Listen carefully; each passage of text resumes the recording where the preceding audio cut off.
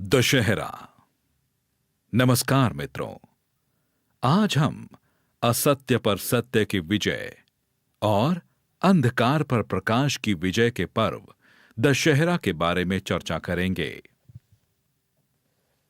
दशहरा, जिसे हिंदू धर्म में दशहरा या विजयदशमी भी कहा जाता है, 10 सिर वाले राक्षस राजा रावण पर विष्णु के अवतार राम की विजय का प्रतीक अवकाश है, जिसने राम की पत्नी सीता का अपहरण कर लिया था। त्योहार का नाम संस्कृत शब्द दशा 10 और हारा हार से लिया गया है।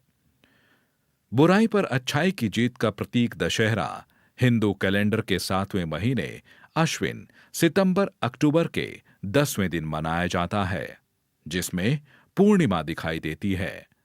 इस घटना को उज्ज्वल पखवाड़ा कहा जाता है।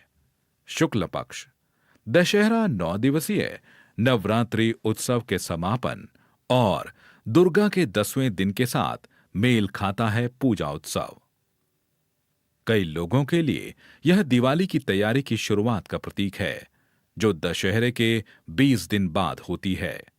दशहरा बड़े उत्साह और धूमधाम से मनाया जाता है। उत्तर भारत में इसमें रामलीला, राम की जीवन की कहानी का एक भव्य नाटकीय अभिनय शामिल है। रावण के पुतले अक्सर मेघनाद, रावण के पुत्र, और कुंभकर्ण, रावण के भाई के पुतलों के साथ पटाखों से भरे जाते हैं और रात में खुले मैदानों में आग लगा दी जाती है। दशहरे का त्योहार अपनी धारणा और महत्व में अद्वितीय है। महान हिंदू महाकाव्य रामायण के अनुसार भगवान राम ने 10वें दिन यानी दशहरे के दिन रावण का वध किया था। इसे पाप या अनैतिकता पर पुण्य की विजय कहा जाता है। कहा जाता है कि रावण ने राम की पत्नी सीता का अपहरण कर लिया था और वह एक तानाशाह शासक के रूप में भी जाना जाता था। रावण के अंत का मतलब बुरी और बुरी आत्मा का अंत था, क्योंकि वह भी जन्म से एक राक्षस था। पूरे नवरात्रि में देश के कई हिस्सों में रामलीला का आयोजन किया जाता है और लोग रामायण पर आधारित नाटक के मंचन का आनंद लेते हैं। दशहरे के त्योहार को दुर्गा के नाम से भी जाना जाता है। पूजा और भारत के पूर्वी हिस्से में लोग पूरे 9 दिनों तक देवी दुर्गा की पूजा करते हैं और दशहरा मनाते हैं, क्योंकि उस दिन देवी ने राक्षस महिषासुर का वध किया था। ऐतिहासिक पृष्ठभूमि दशहरा मुख्य रूप से हिंदू महाकाव्य रामायण से जुड़ा है। यह राक्षस राजा रावण को हराने के बाद भगवान राम, उनकी पत्नी सीता और उनके वफादार भाई लक्ष्मण की अयोध्या वापसी की याद दिलाता है। अयोध्या में उनकी वापसी 14 साल के वनवास की पराकाष्ठा और धार्मिकता की जीत थी। रावण को अक्सर बुराई और अहंकार के अवतार के रूप में देखा जाता है। भगवान राम द्वारा उनकी पराजय दुष्टता पर अच्छे मूल्यों की विजय का प्रतिनिधित्व करती है। महत्व पहला, धार्मिक महत्व। महाकाव्य रामायण में भगवान राम ने अपनी पत्नी सीता और भाई लक्ष्मण के साथ युद्ध के 10वें दिन राक्षस राजा रावण को हराया था, जिसे दशहरे के रूप में मनाया जाता है। इस जीत को बुराई और अधर्म पर धर्म, सत्य और धर्म की जीत के प्रदर्शन के रूप में देखा जाता है। भारत के उत्तरी हिस्सों में दशहरा भगवान राम के 14 साल के वनवास के बाद अयोध्या लौटने और रावण पर उनकी जीत के प्रतीक के रूप में मनाया जाता है। रावण का पुतला जलाना उत्सव का एक केंद्रीय हिस्सा है। दूसरा, सांस्कृतिक महत्व। दशहरा सांस्कृतिक और कलात्मक अभिव्यक्ति का समय है। विभिन्न क्षेत्रों में विस्तृत रामलीला प्रदर्शन आयोजित किए जाते हैं, जहां कलाकार नाटकों के माध्यम से भगवान राम के जीवन का चित्रण करते हैं। भारत के कई हिस्सों में देवी देवताओं की मूर्तियों और चित्रों के साथ जुलूस सड़कों पर संगीत और नृत्य के साथ निकाले जाते हैं, जिससे सांस्कृतिक जीवंतता बढ़ती है। तीसरा, प्रतीकवाद। दशहरे के दौरान रावण, मेघनाद और कुंभकर्ण के पुतले जलाना बुरी शक्तियों के विनाश का प्रतीक है। यह बुराई पर अच्छाई की विजय का एक दृश्य प्रतिनिधित्व है और गलत काम के परिणामों की याद दिलाता है। चौथा, नवरात्रि महोत्सव। दशहरा नवरात्रि उत्सव के अंत का प्रतीक है, जिसमें 9 रातों की पूजा होती है। विशेष रूप से देवी दुर्गा के विभिन्न रूपों का सम्मान किया जाता है। ये रातें दैवीय और राक्षसी शक्तियों के बीच युद्ध का प्रतीक है, जिसकी परिणति देवी की जीत में हुई। पांचवा, सामाजिक और सामुदायिक जुड़ाव। दशहरा पारिवारिक और सामुदायिक समारोहों का समय है। लोग जश्न मनाने, उपहारों और मिठाइयों का आदान प्रदान करने, सामाजिक बंधन और एकता को मजबूत करने के लिए एक साथ आते हैं। छठा, कृषि महत्व। भारत के कुछ हिस्सों में दशहरा कृषि से जुड़ा हुआ है। यह फसल के मौसम की शुरुआत का प्रतीक है, जिसमें आने वाले वर्ष में फलदायी फसल और समृद्धि की प्रार्थना की जाती है। सातवां, शैक्षिक और कलात्मक शोकेस। पारंपरिक कला, संगीत और नृत्य रूपों को बढ़ावा देने के लिए स्कूल और सांस्कृतिक संस्थान अक्सर दशहरे के दौरान कार्यक्रम, प्रदर्शनियां और प्रतियोगिताएं आयोजित करते हैं। इससे देश की समृद्ध सांस्कृतिक विरासत को संरक्षित करने और आगे बढ़ाने में मदद मिलती है। आठवां, वाणिज्यिक और आर्थिक गतिविधि। दशहरा आर्थिक गतिविधियों को भी बढ़ावा देता है, खासकर खरीदारी और व्यापार के मामले में। लोग स्थानीय अर्थव्यवस्था में योगदान करते हुए नए कपड़े, उपहार और सजावट खरीदते हैं। नवा, आध्यात्मिक महत्व। दशहरा रामायण महाकाव्य में चित्रित धार्मिकता, सत्य और धर्म के मूल्यों की याद दिलाता है। यह लोगों को अपने जीवन में इन सिद्धांतों को बनाए रखने के लिए प्रोत्साहित करता है। अनुष्ठान और उत्सव। पहला, रामलीला प्रदर्शन। रामलीला नाट्य प्रदर्शनों की एक श्रृंखला है, जो हिंदू महाकाव्य रामायण की पूरी कहानी का वर्णन करती है। ये नाटक 10 दिनों की अवधि में खुले मैदानों और मंदिरों में आयोजित किए जाते हैं, जिसका समापन दशहरे पर होता है। अभिनेता रामायण के पात्रों के रूप में तैयार होते हैं, जिनमें भगवान राम, सीता, लक्ष्मण और हनुमान केंद्रीय पात्र होते हैं। प्रदर्शन अक्सर अभिनेताओं द्वारा राम और रावण के बीच युद्ध का चित्रण करने के साथ समाप्त होता है, जिसके बाद प्रतीकात्मक रूप से रावण का पुतला जलाया जाता है। दूसरा, पुतला दहन। रावण का पुतला दहन एक नाटकीय और प्रतीकात्मक घटना है।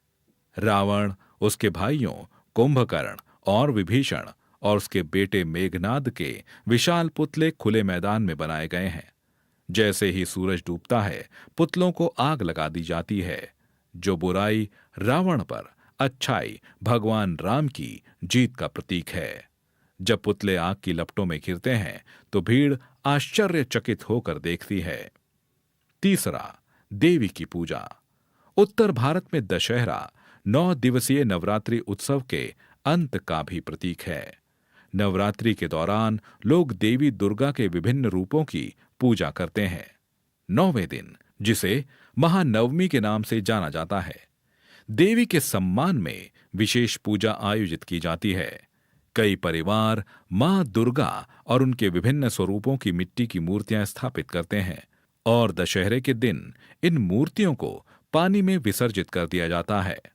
चौथा, मिठाइयां और उपहारों का वितरण। दशहरा शुभकामनाओं और उपहारों के आदान प्रदान का समय है। लोग अपने दोस्तों और परिवारों से मिलने जाते हैं, उनके स्नेह के प्रतीक के रूप में मिठाइयां और उपहार देते हैं। यह बंधनों को मजबूत करने और खुशियां फैलाने का समय है। पांचवां, जुलूस। कुछ क्षेत्रों में भव्य जुलूसों का आयोजन किया जाता है। इन जुलूसों में रथों या पालकियों पर देवी देवताओं की विस्तृत रूप से सजाई गई मूर्तियां रखी जाती हैं। भक्त और दर्शक इन जुलूसों को देखने के लिए सड़कों पर कतारबद्ध होते हैं, जिनमें अक्सर पारंपरिक संगीत और नृत्य प्रदर्शन शामिल होते हैं। छठा, अनुष्ठानिक नृत्य। गुजरात में नवरात्रि उत्सव गरबा और डांडिया जैसे रंगीन नृत्यों के साथ मनाया जाता है। लोग हाथों में लाठियां, डांडिया पकड़कर या ताली बजाते हुए सुंदर और लयबद्ध कदमों के साथ गोलाकार नृत्य करते हैं। ये नृत्य न केवल धार्मिक है, बल्कि सामाजिक और सांस्कृतिक उत्सव का भी एक रूप है। सातवां, दशहरा मेले। कई स्थानों पर दशहरे के मौसम में मेलों का आयोजन किया जाता है। ये मेले मनोरंजन और सांस्कृतिक गतिविधियों की एक विस्तृत श्रृंखला पेश करते हैं, जिनमें लोक संगीत, पारंपरिक नृत्य प्रदर्शन, खाद्य स्टॉल और विभिन्न खेल और सवारी शामिल हैं। वे उत्सवों का केंद्र हैं और बड़ी भीड़ को आकर्षित करते हैं। दशहरा एक बहुआयामी त्योहार है जो धार्मिक श्रद्धा, सांस्कृतिक उत्सव और सामाजिक समारोहों को जोड़ता है। यह पूरे भारत में लोगों के दिलों में एक विशेष स्थान रखता है और विशिष्ट रीति रिवाज और परंपराएं एक क्षेत्र से दूसरे क्षेत्र में भिन्न हो सकती हैं, जो इसे बुराई पर अच्छाई की जीत का एक विविध और जीवंत उत्सव बनाती है। भारत के विभिन्न भागों में दशहरे का उत्सव। उत्तर भारत में दशहरा उत्सव। उत्तर भारत में आमतौर पर लोग रावण, कुंभकर्ण और मेघनाथ का पुतला जलाकर दशहरा मनाते हैं और यह महाकाव्य रामायण पर आधारित नाटक की शुरुआत है। यह अंतिम दिन है और आमतौर पर लोग उत्सव का आयोजन करते हैं और उसका आनंद लेते हैं। राम, सीता और लक्ष्मण को ले जाने वाला एक रथ भीड़ के बीच से गुजरता है और राम का अभिनय करने वाला व्यक्ति एक एक करके पुतलों को जलाने के लिए तीर चलाता है। दशहरा उत्सव। नवरात्रि की हर रात लोग इकट्ठा होते हैं और नृत्य करते हैं और यहां तक कि इस अवसर पर बहुत सारी प्रतियोगिताएं और शो भी आयोजित किए जाते हैं।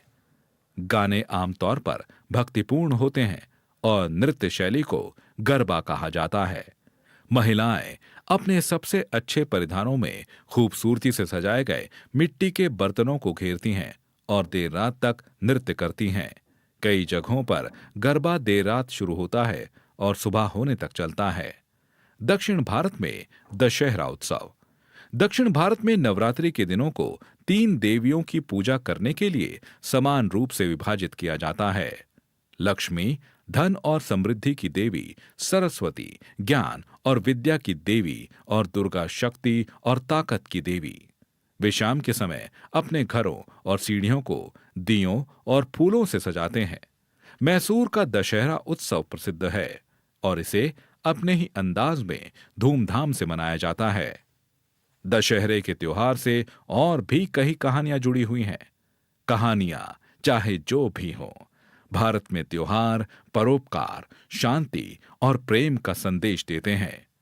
यदि लोग पूरे वर्ष सुंदर और सार्थक संदेशों को ध्यान में रखते तो चारों ओर शांति और सद्भाव होता।